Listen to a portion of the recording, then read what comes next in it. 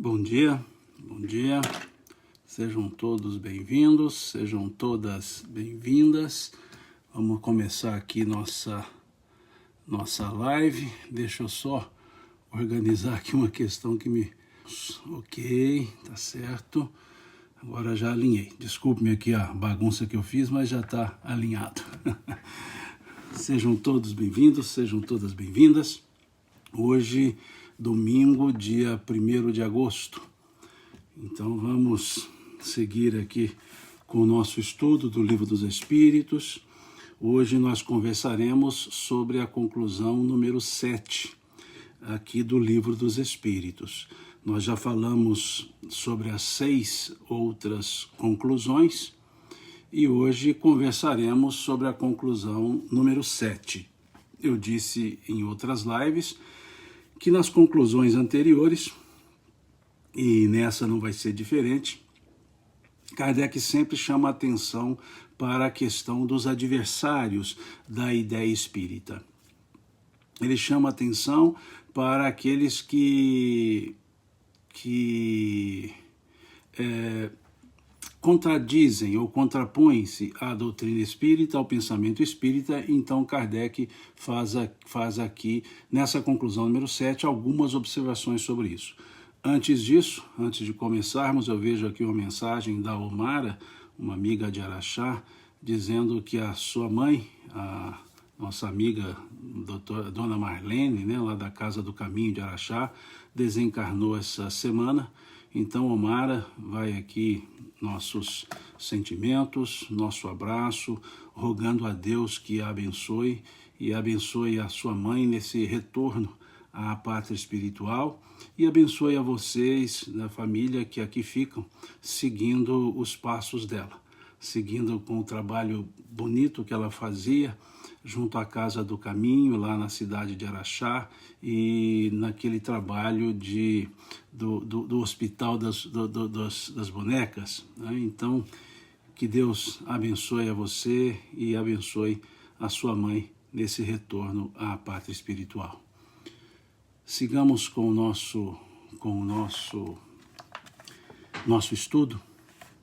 Então, nessa conclusão número 7, Kardec ele vai iniciar chamando a atenção para os adeptos da doutrina espírita.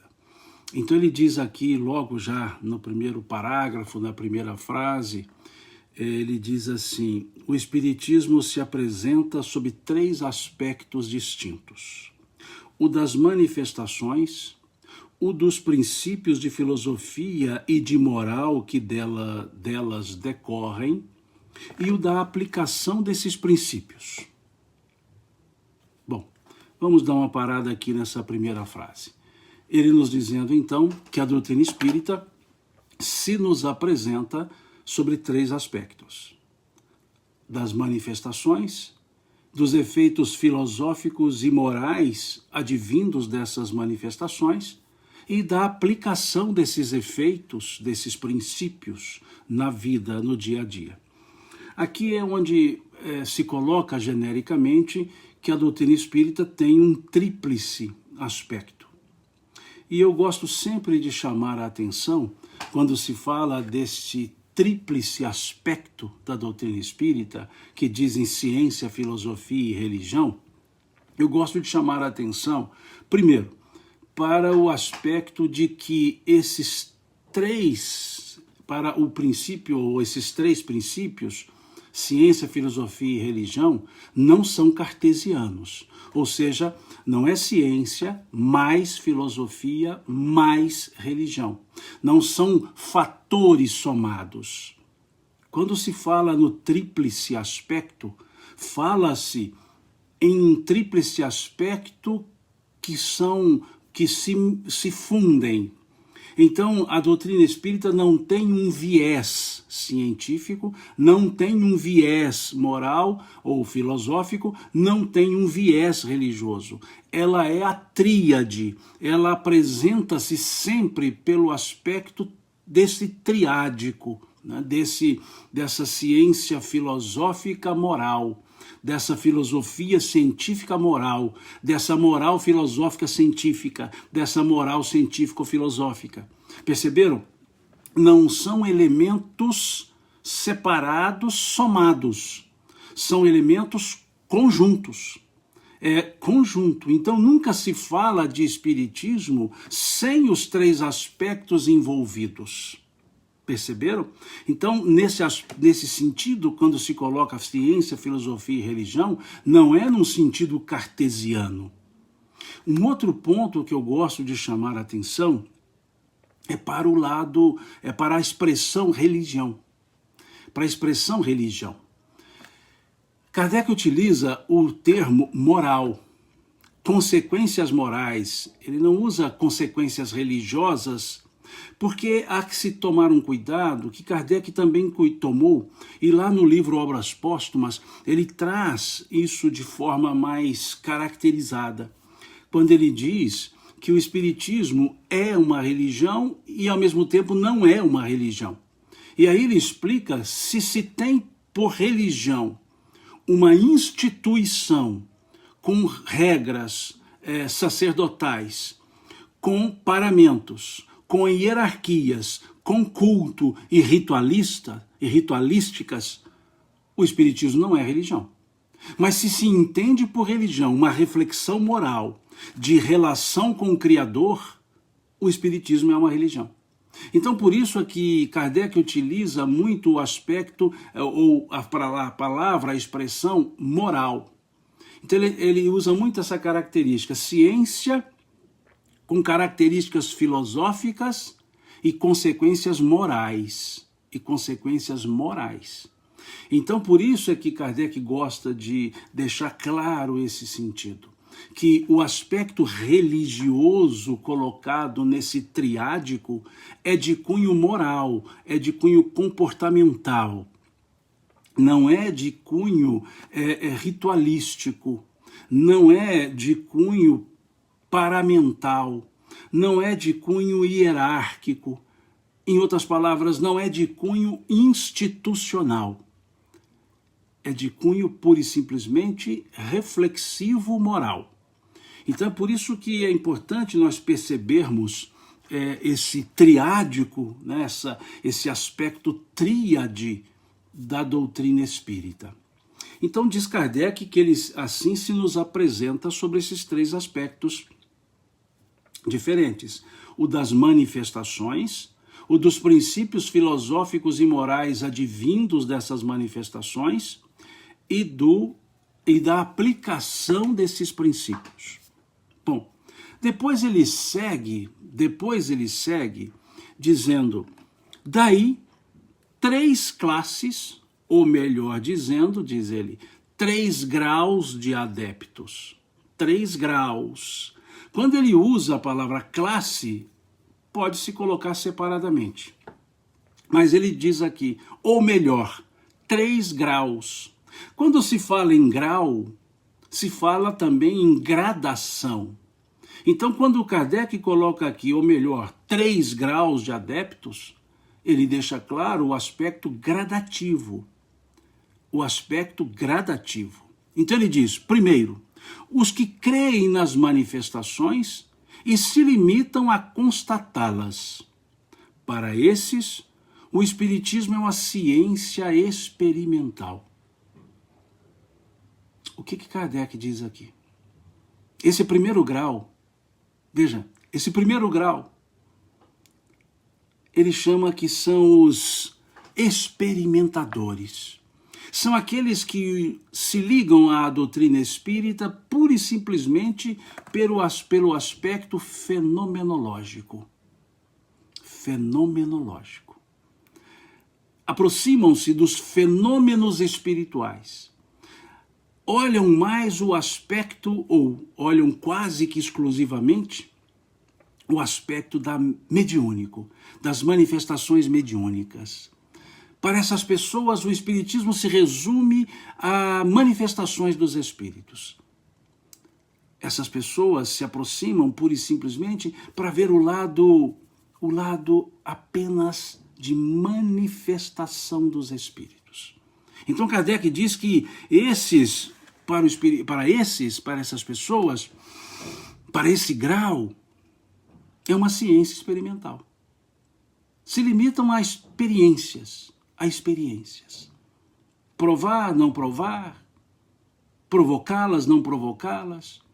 Então, para esses, a doutrina espírita é eminentemente uma ciência experimental. Depois diz Kardec, segundo grau, os que compreendem as suas consequências morais. Kardec chamou atenção para isso. Kardec chamou atenção para esse aspecto numa frase que ele disse, que está lá no compêndio Obras Póstumas, que ele disse quando, em casa de Madame Pleinemaison, ele verificou os fenômenos. Ele verificou aquelas mesas que se movimentavam, que respondiam a perguntas. E ali, verificando isso e observando as pessoas, tratando isso com leviandade, com futilidade, Kardec faz um comentário, uma frase, que denota o caráter que ele ia dar ao estudo. E aí ele diz assim, enquanto todos se divertiam com aparentes futilidades, eu entrevia naqueles fenômenos a manifestação de uma lei da natureza e me propus a estudá-la. Vejam como Kardec foi além dos fenômenos.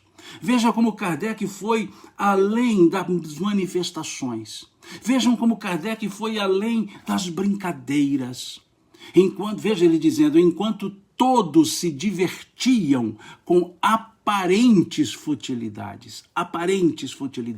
Vejam que essa palavra aparentes mostra que Kardec já havia percebido que por trás daqueles fenômenos existia algo que não era fútil. Embora todos se divertissem com aquelas mesas, ele as chamou, aquele fato, ele o chamou de aparentes futilidades. Aparentes. E diz assim, que eu via por trás dessas aparentes futilidades a manifestação de uma lei da natureza. Então, mostrando que esse segundo grau é quando nós percebemos que quando olhamos, quando acompanhamos, quando vemos as manifestações espirituais, um raciocínio já pode ser desenvolvido. A imortalidade da alma. Não por vias de uma pregação religiosa, mas por vias de uma demonstração fática. E quando observamos que por trás daquela manifestação há um espírito que já foi encarnado e continua ali comunicando-se, é porque a vida não se acaba. Veja o efeito moral que isso gera.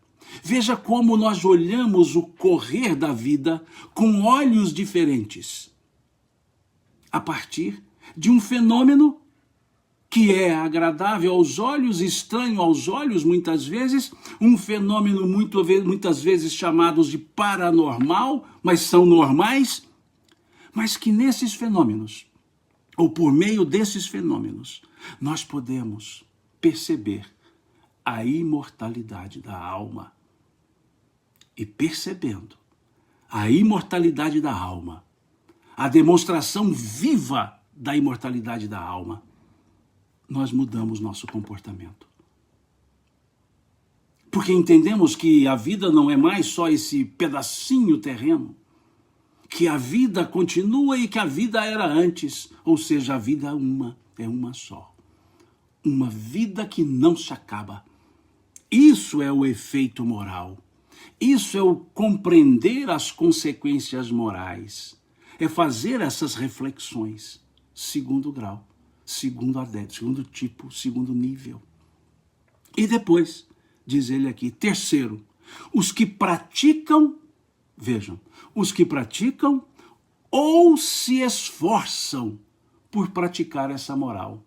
Essa expressão aqui, ou se esforçam, vou grifá-la aqui, essa expressão, ou se esforçam por praticar essa moral, nos remete ao capítulo 17 do Evangelho segundo o Espiritismo, item 3 ou item 4, não me lembro, em que Kardec diz lá: reconhece-se o verdadeiro espírita pela sua transformação moral e pelos esforços que empreende no sentido de domar suas más inclinações. Esforços. Então, muitas vezes, os espíritas dizem: eu estou longe de me dizer espírita.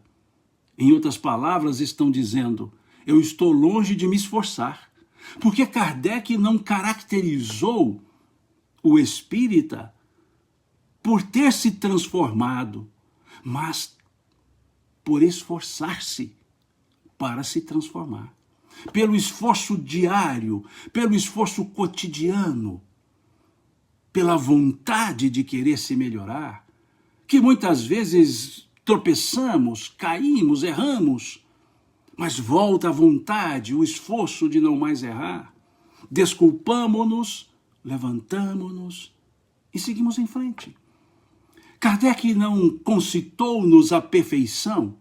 Kardec chamou-nos a atenção para desenvolvermos a perfectibilidade. Então aqui o Kardec, mais uma vez, conclui trabalhando com a ideia do esforço. Que esse terceiro grau não é o pronto, não é o perfeito, mas é aquele que está percebendo que há um efeito moral advindo das manifestações e busca aplicar em si, esforça-se para isso. Então eu vejo muitas vezes a pessoa dizer: não, eu não sou espírita, estou longe ainda. Ou seja, eu estou longe de me esforçar. Então pode-se dizer sim espírita. Nessa conclusão número 7, está claro. E também lá no capítulo 17 do Evangelho segundo o Espiritismo está claro. Pode sim dizer-se espírita, porque nos esforçamos para tentar nos melhorar. Ou tentamos nos melhorar pelo esforço. Então é preciso que sejamos esse terreno fértil e que produzamos nesse terreno segundo a fertilidade que conseguimos desenvolver. Então, olhemos-nos a nós mesmos, fitemo-nos no espelho e digamos: estou me esforçando ou não? Porque se eu não estiver me esforçando a cada dia, não quer dizer acertando sempre, mas esforçando-me para o acerto, eu posso me dizer sim, sou espírita. Mas se eu não faço o mínimo esforço, se eu quero que as coisas mudem por força das circunstâncias, e nada faço para isso, aí sim eu posso me dizer então que não sou. Alguns gostam de colocar o verbo estar. Eu estou espírita, pelo amor de Deus. O verbo estar é para situações e lugares. Nós somos. É o verbo ser, é a essência. É a identidade. Eu estou espírita, quer dizer que amanhã não estarei. O verbo ser, ele indica a identidade. Então, qual nossa identidade? Espírita. Espírita. Em quaisquer circunstâncias, espírita. Espírita pai, espírita mãe, espírita filho, espírita irmão, espírita professor, espírita pedreiro, espírita carpinteiro, espírita que seja médico, espírita advogado, espírita gari, espírita aluno, espírita. Somos, não estamos. Não é uma circunstância, não é um momento, é uma essência. E essência pelos esforços. Então observemos isso, pelos esforços. Se conseguimos, não conseguimos, é uma questão de momento, mas o importante é o esforço. Erramos, e como erramos? Tentamos não errar e erramos, tentamos acertar e erramos, mas o importante é continuar. Como dizia a filósofa Dori, lá do filme Procurando Nemo, continue a nadar, continue a nadar, continue a nadar. Ela se esquecia de tudo. Esquecia-se até quem ela era, no sentido nome. Esquecia das pessoas com os peixinhos com os quais ela convivia. Esquecia-se de fatos e ações. Mas não se esquecia de dizer, continue a nadar. Continue a nadar. Então continuemos a nos esforçar. Continuemos a trabalhar. Continuemos a servir. Continuemos, apesar de alguns erros.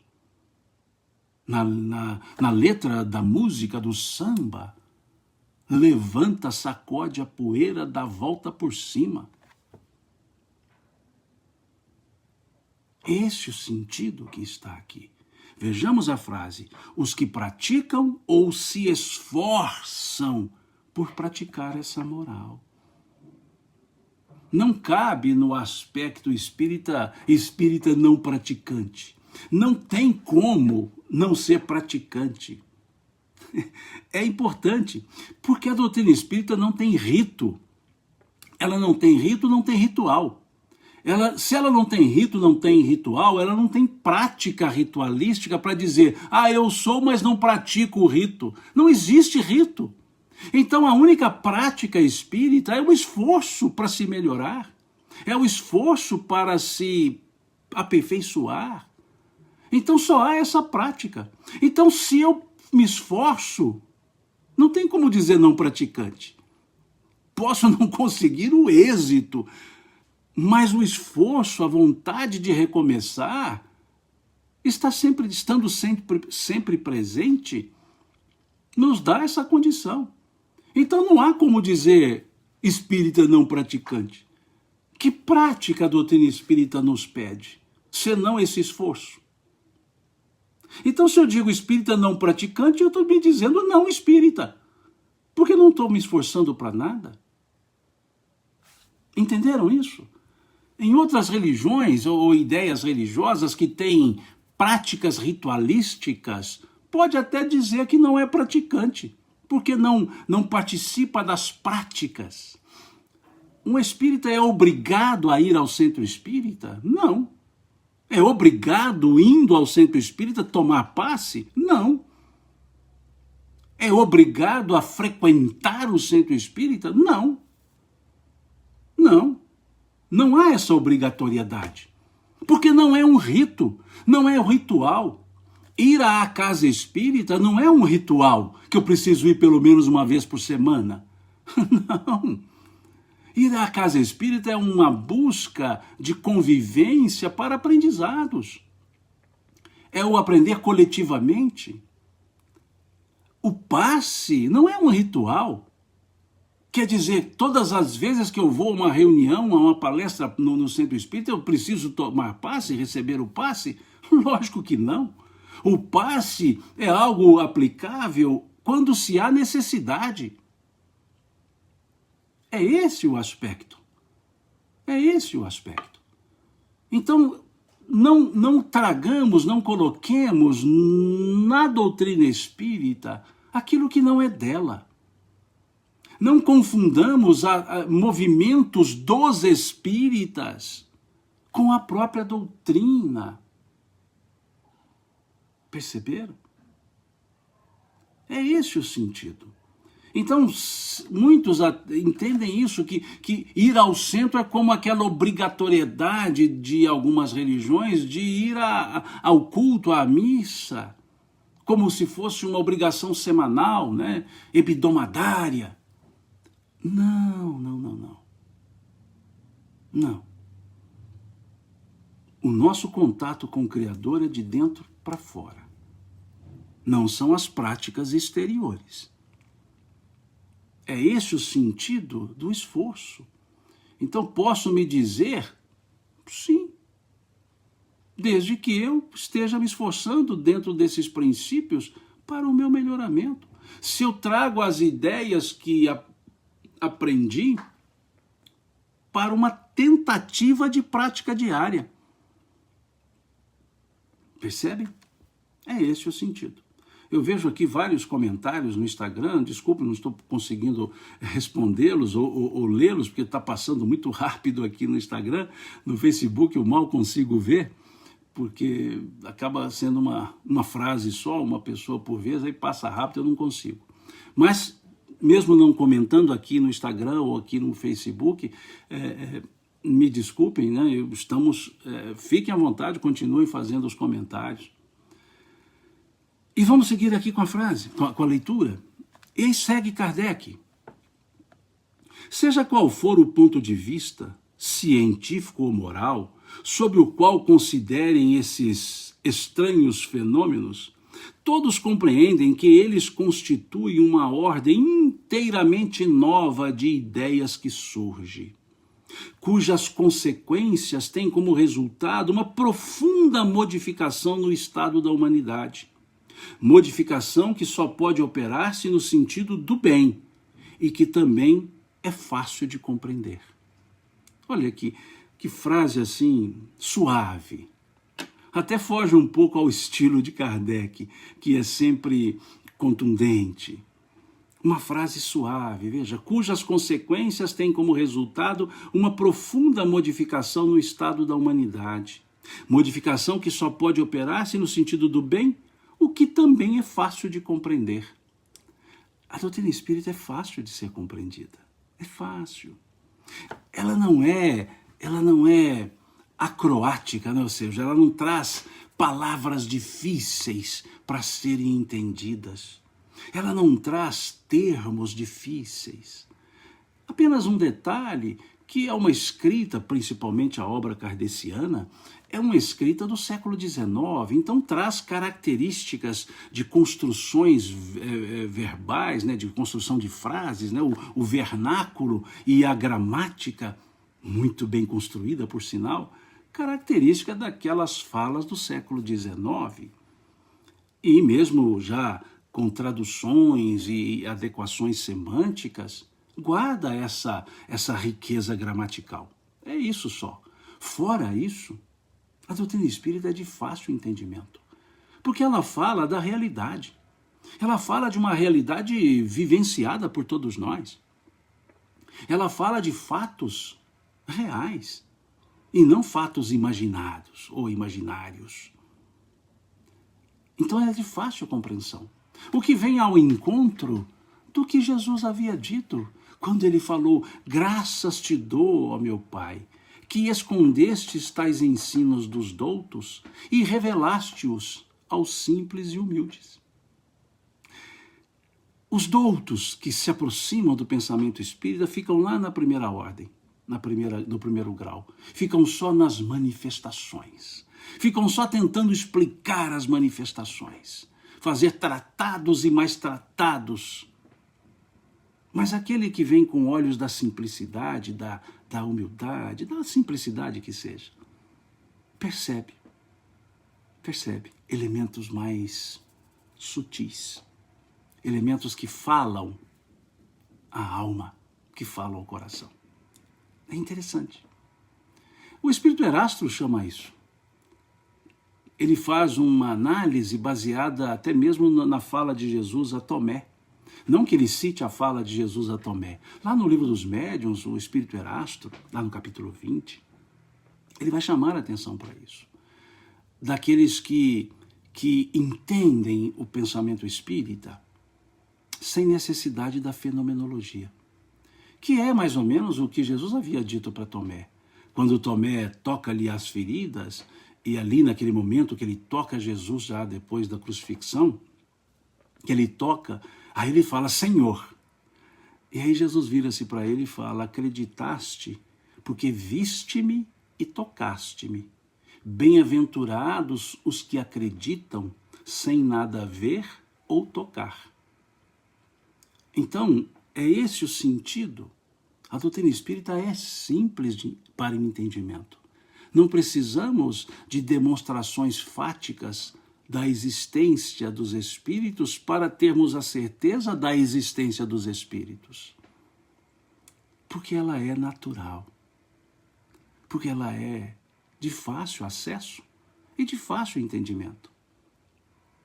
Muitos até tentam complicá-la, colocando nela coisas que não são dela, trazendo raciocínios empolados, frases empoladas, mais retóricas do que profundas, mais retóricas do que reflexivas, como que num exercício pura e simplesmente de demonstração verbal, de demonstração de raciocínios, mas raciocínios apenas retóricos. Então a doutrina espírita ela não demanda retórica, ela não demanda falas empoladas, ela demanda raciocínio simples. Ela demanda abrir os ouvidos para ouvir e os olhos para ver. Como disse Jesus, quem tem ouvido de ouvir e olhos de ver, né? Quem tem ouvido de ouvir, que ouça. Quem tem olhos de ver, que veja. É só isso. Simples. Simples. E aí, seguir em frente. Tranquilo. E aí, sigamos. Quanto aos adversários, Kardec volta aqui à ideia dos adversários. Quanto aos adversários, igualmente podemos classificá-los em 3 categorias. É interessante. Kardec sempre busca um aspecto tríade.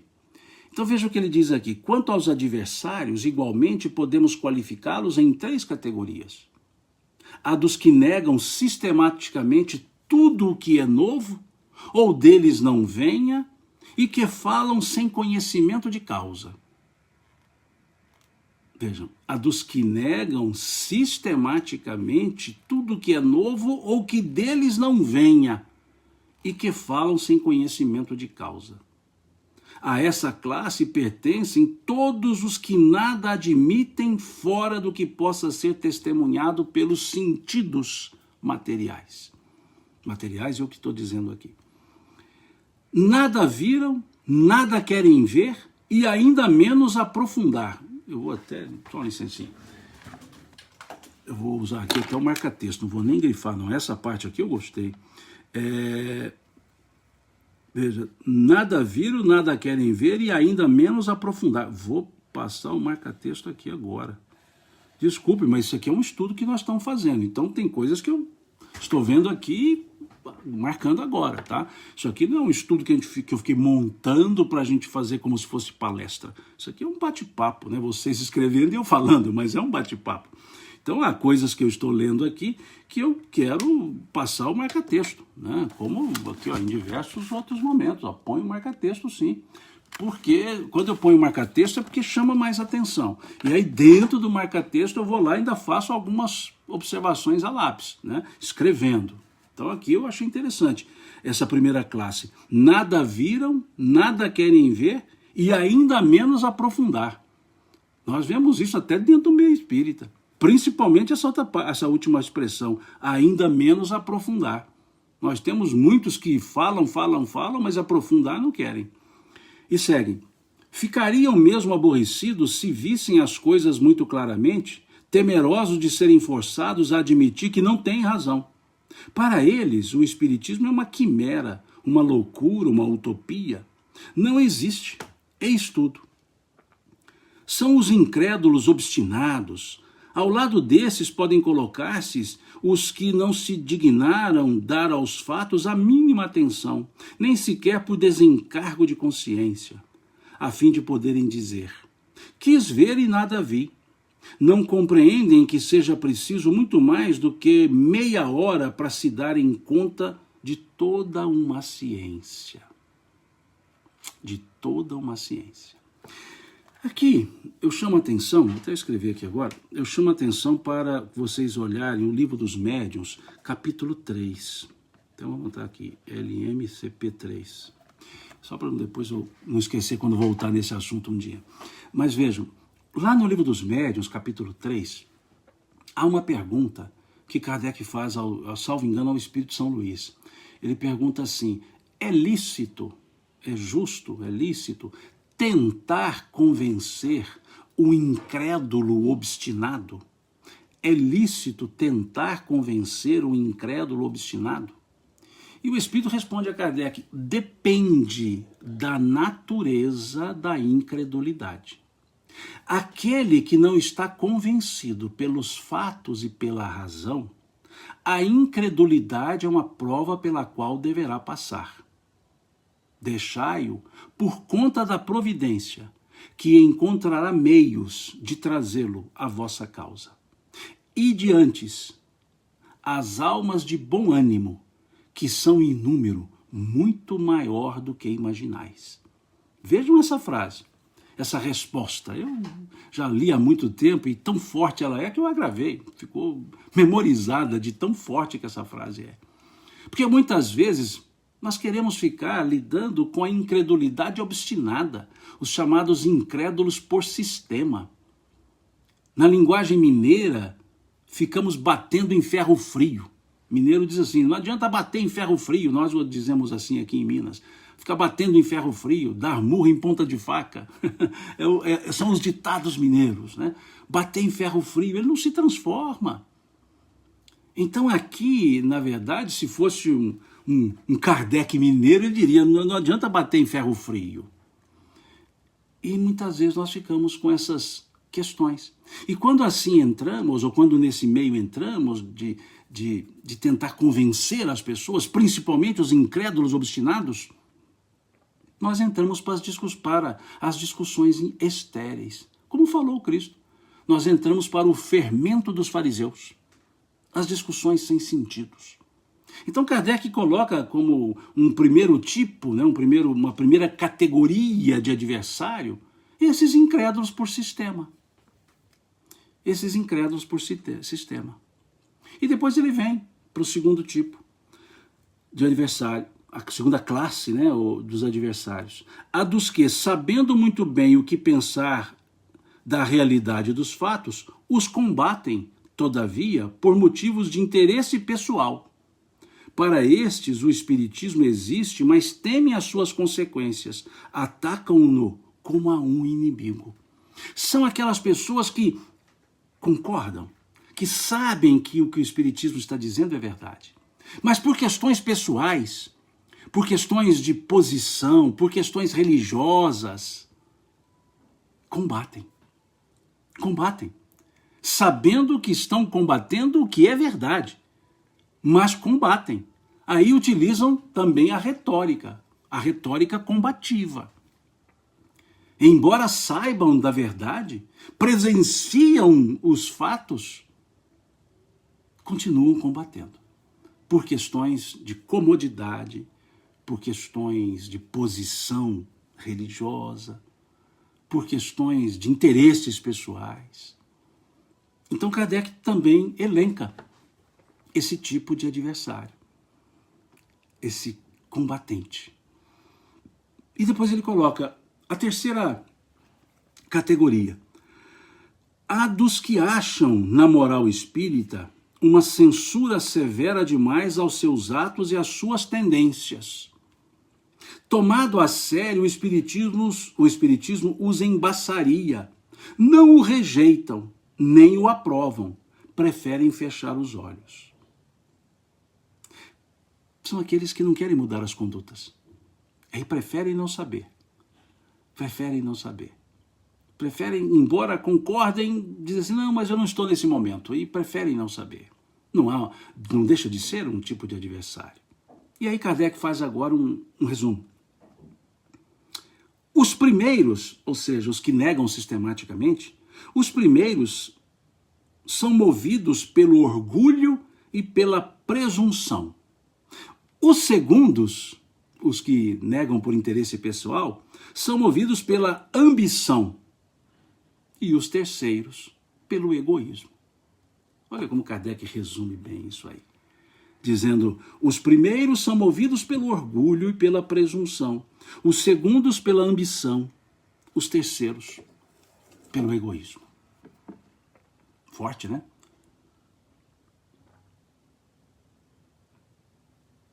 Bem forte. Concebe-se, vamos seguir. Concebe-se que essas causas de oposição, por não terem nenhuma solidez, venham a desaparecer com o tempo. pois em vão procuraríamos uma quarta classe de antagonistas, a dos que se apoiassem em patentes provas contrárias, demonstrando estudo consciençoso e laborioso da questão. Como todos os adversários só lhe opõem a negação, nenhum deles apresenta demonstração séria e irrefutável.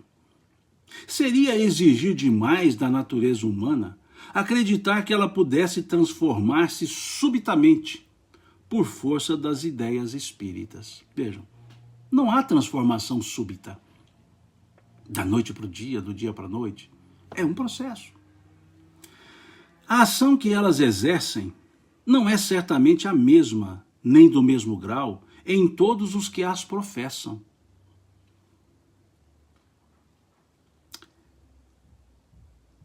Seja, porém, qual for o resultado dessa ação, por menor que seja, representa sempre uma melhora, ainda que fosse somente o de dar a prova da existência de um mundo extracorpóreo, o que implica a negação das doutrinas materialistas. Isto decorre da simples observação dos fatos. Mas para os que compreendem o espiritismo filosófico e nele veem outra coisa além de fenômenos mais ou menos curiosos, os efeitos são diferentes. Aqui tem uma fala da Rose Amorim, de Goiânia, interessante. Ela diz aqui: espíritas, leiam o Novo Testamento, estudem as palavras de Jesus. Eu sou espírita e vejo que não citam o Antigo nem o Novo Testamento, somente o Evangelho, mas sem profundidade. O Evangelho é o roteiro. Concordo, Rose, concordo. Concordo em grau, gênero e número. E, aliás, os espíritos chamam atenção para isso. Chamam atenção para que leiamos os Salmos. Sim, chamam atenção para que leiamos os Salmos. Né? A gente tem aqui a questão 275 do Livro dos Espíritos, que o Espírito respondente diz assim: leia os Salmos. Nós vemos na questão 625 o chamamento que os Espíritos fazem para que nos aproximemos do Cristo, já que Ele é o nosso modelo e guia para a humanidade. Vejam. Nós temos ainda alusões, por exemplo, na questão 122 do Livro dos Espíritos, na questão 1019 do Livro dos Espíritos, alusões à parábola da criação, ao Gênesis bíblico. Nós temos no primeiro capítulo do Evangelho segundo o Espiritismo alusão a Moisés. Então, nós temos na estrutura emanuelina todo um conjunto calçado nos ensinos paulinos, nas cartas de Paulo, nas cartas de Tiago, nas cartas de Pedro, na carta de Tiago, melhor dizendo, nas duas epístolas de Pedro, nas duas epístolas de João. Nós temos até as falas do Apocalipse, trazidas por Emmanuel na sua belíssima obra da coleção que a gente chama genericamente Fonte Viva. Nós temos ali calçados no processo histórico o livro Paulo Estevão, que é uma aula sobre os Atos dos Apóstolos. Os Atos dos Apóstolos que são citados também pelo Espírito Emmanuel. Nós temos passagem belíssima do Ato dos Apóstolos, do capítulo 10, em que fala de Pedro no encontro com o centurião Cornélios. Belíssima passagem do Atos, muito bem comentada por Emmanuel. Então, sim, nós temos grandes estudos feitos por Kardec, feitos por Emmanuel, feitos por Dona Amélia Rodrigues, pela psicografia de Divaldo Franco, feitos por Dona Joana de Ângeles, falando do Novo Testamento, do Velho Testamento. Nós mesmos somos dos que muito gostamos de trazer aqui as amarrações entre o Livro dos Espíritos e o Novo Testamento, dos Evangelhos, das cartas, dos Atos e do Apocalipse. O Novo Testamento inteiro. Aliás, nós temos um grupo de estudos chamado, não só aqui, em diversos lugares no Brasil, no meio espírita, nós temos os NEPs, os Núcleos de Estudos e Pesquisas do Evangelho, que não são só os 4 evangelistas, são as cartas paulinas, as cartas de Tiago, as cartas de Pedro, de João, de Tadeu. Então, sim, essa sua observação aqui, Rose, é muito importante, porque nós temos ali no Novo Testamento e também no Velho Testamento, nós temos no Velho Testamento os livros sapiensais, Eclesiastes, livro da sabedoria, livro até mesmo dos Salmos, que tem parte sapiensal. Temos o livro dos Provérbios, são chamados livros sapiensais. Nós temos os livros históricos, o Gênesis, o Êxodo. Nós temos os livros da lei, o Levítico e o Deuteronômio. Nós temos os livros históricos da governança de Israel, nos Juízes. Nós temos os livros dos profetas, que são citados muitas vezes por Kardec, que é citado, ou são citados, Jeremias, Isaías, principalmente os dois, mas temos vários outros profetas citados. Abacuque é um profeta muito citado por Emmanuel. Então nós temos sim grandes estudos do Novo Testamento, do Velho Testamento, no seio da estrutura espírita. Agora, se os espíritas em parte não gostam de aprofundarem nisso, o próprio Evangelho segundo o Espiritismo, Rose, é uma demonstração clara dos estudos do Novo Testamento. Kardec traz ali no Evangelho segundo o Espiritismo, que é uma interpretação trazida pelos benfeitores espirituais das falas de Jesus, porque Kardec traz os assuntos basicamente calçados no Sermão do Monte, traz os assuntos e traz os versículos, as falas de Jesus e as analisa. Depois vêm os espíritos e trazem as suas instruções ligadas aos ditos de Jesus. Então, o Evangelho segundo o Espiritismo não é o Evangelho dos Espíritas. O Evangelho dos Espíritas são os 4. Mateus, Marcos, Lucas e João. São os 4 Evangelhos dos Espíritas. E Kardec faz uma análise desses 4 Evangelhos. E traz ali as frases de Jesus. E ele explica muito bem na introdução, no primeiro parágrafo da introdução do Evangelho, falando-nos dos 5 partes contidas nas matérias dos Evangelhos. Os atos comuns da vida do Cristo, as palavras que serviram para estabelecimento dos dogmas, os milagres, as predições e o ensino moral. E diz Kardec que na obra que ele escrevia, ele fitaria os ensinos morais, que é o cerne do Novo Testamento. Porque tudo que vem depois das falas do Cristo, os Atos dos Apóstolos, que inclusive trazem aquilo que chamamos de ágrafos. O que é ágrafo? São falas de Jesus que não estão nos Evangelhos, mas estão no Atos dos Apóstolos. Nos discursos de Pedro, lá do capítulo 3 do Atos dos Apóstolos, no discurso de Pedro, ele cita várias frases de Jesus que não estão nos Evangelhos. Essas frases de Jesus citadas no Atos dos Apóstolos são chamadas ágrafos.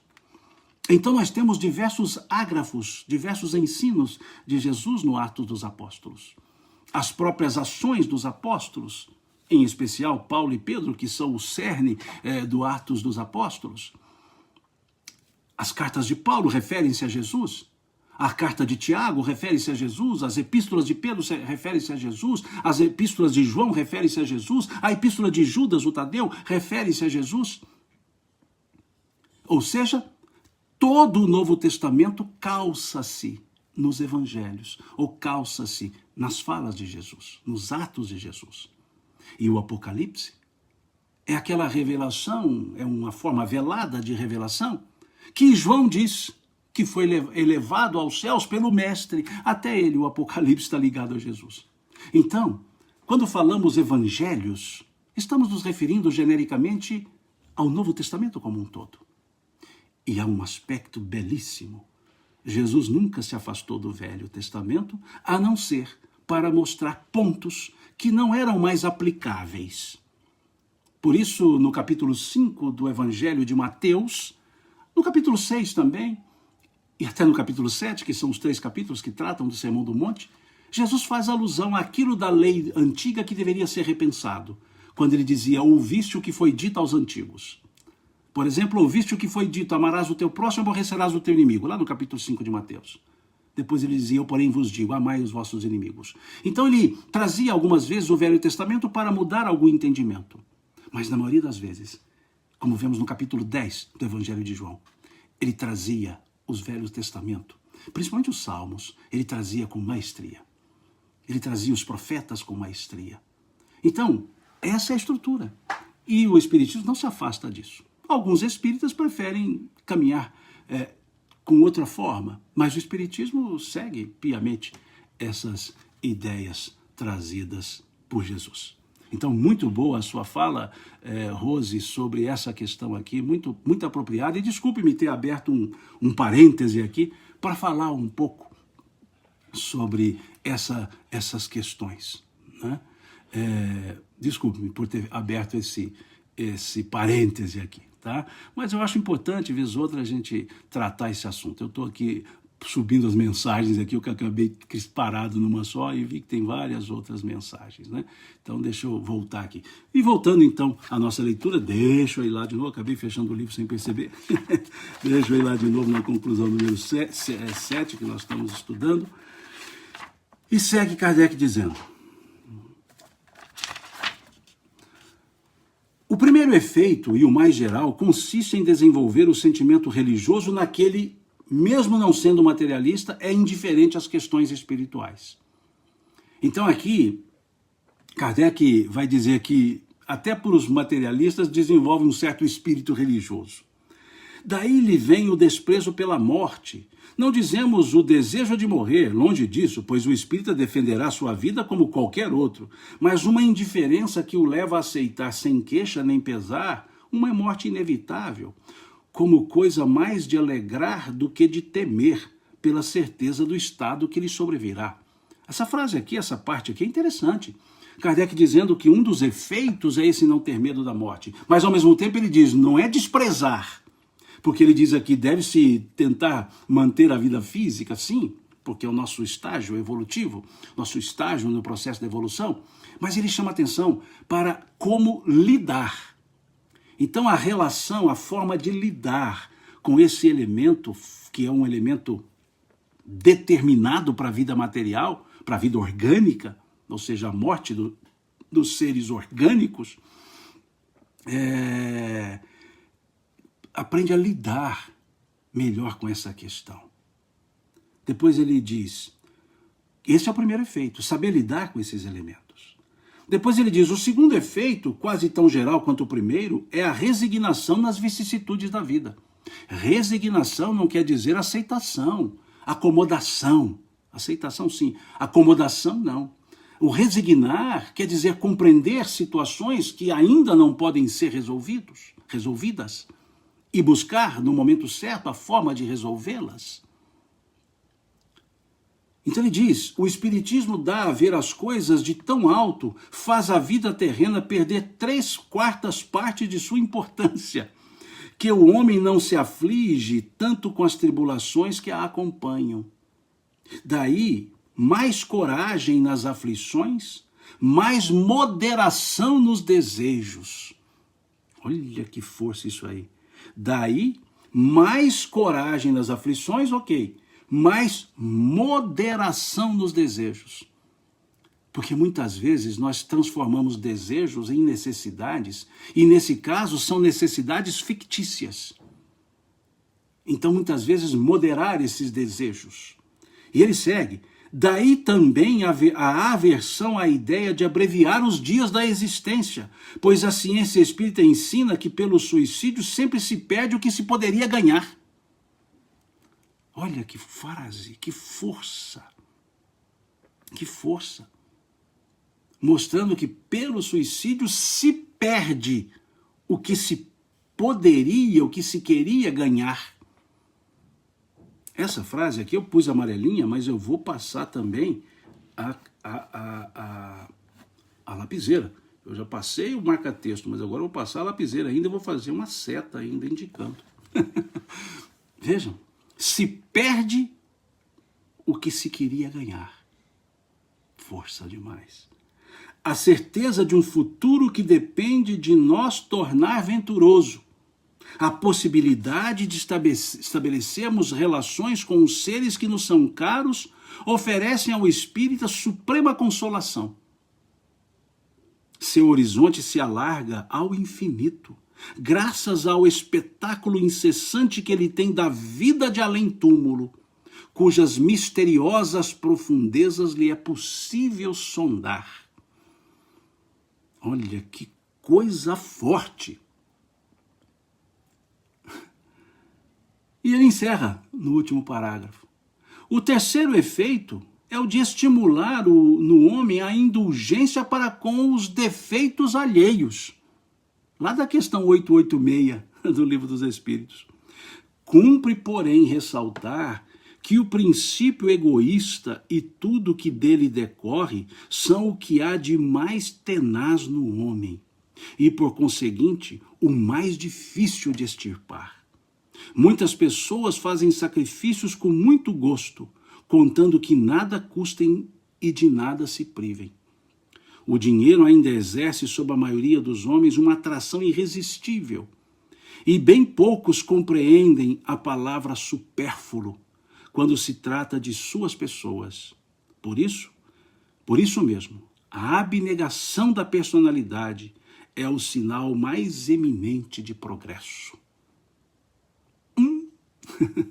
Como diz um velho amigo, um querido amigo, José Amaral, uma das pessoas mais inteligentes que eu conheço, uma das pessoas mais agradáveis de se ouvir que eu conheço, José Amaral, lá da cidade de Divinópolis, um palestrante belíssimo, tem uma inteligência filosófica primorosa, tem um bom humor danado e tem uma simplicidade que dá gosto. Então, como diria esse meu amigo a essa frase aqui, tomou? Ele sempre, quando tem uma fala, uma coisa contundente que provoca em nós uma reflexão forte para a mudança, ele diz assim, tomou? Até se apropriando de uma fala de uma criança numa das propagandas de leite na televisão, que tinha os bichinhos, né? E no finalzinho a pessoa dizia assim, a criancinha, tomou? Então ele usa essa ideia, né? Que aqui em Minas a gente usa muito bem, assim, né? Tomou, né? Levou, aprendeu, né? Então ele gosta, Zé Amaral gosta de dizer isso quando tem uma frase contundente. Tomou? Até eu sugiro, procure as palestras dele no YouTube. São deliciosas, são deliciosas mesmo, elas têm sabor. As palestras dele não trazem só conhecimento, trazem sabor. Vale a pena ouvir, é um dos palestrantes que eu mais gosto de assistir, José Amaral. Tá aqui a dica, não estou fazendo merchandising não. O nosso querido amigo é bom mesmo, vale a pena ouvi-lo. Então, fechando aqui a conclusão número 7, tomou? É essa a ideia que nós podemos trazer. Aqui Kardec traz os 3 tipos de adeptos do Espiritismo, os 3 tipos de adversário e os 3 contributos, os 3 efeitos que advêm do estudo espírita. Primeiro efeito, desenvolver o sentimento moral. Segundo efeito, resignação para as vicissitudes da vida. E o quarto efeito, estímulo para desenvolvermos a indulgência para com os defeitos alheios. Belíssima essa conclusão número 7, não é? Belíssima. É uma das conclusões aliada à conclusão número 5 que eu mais gosto. Das 9 conclusões, a número 5 e a número 7 são, assim, belíssimas. As outras também o são, mas essas duas, elas são muito provocativas. Elas são muito contundentes. Kardec faz um passeio sobre os efeitos do Espiritismo. Então eu sugiro a vocês que leiam novamente a conclusão número 5 e mais uma leitura aí tranquilos em casa dessa conclusão número 7. Vale a pena.